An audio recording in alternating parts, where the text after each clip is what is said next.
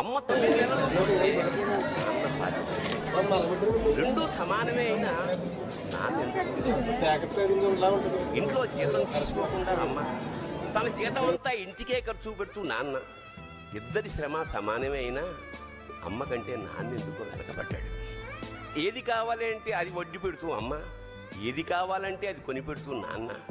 ఇద్దరి ప్రేమ సమానమే అయినా నాన్న ఎందుకో బాగా వెనకబడ్డాడు.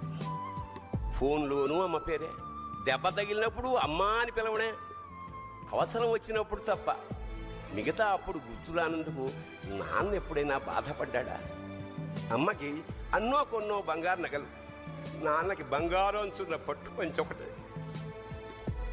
నాన్న ఇలా వెనకబడిపోవడానికి కారణం ఆయన మా అందరికీ వెన్నెముక కావడమే. వెన్నెముక వెనక ఉండబట్టే కదా దన్నుగా నిలబడగలుగుతున్నాం. ఇదేనేమో నాన్న వెనకబడిపోవడానికి కారణం.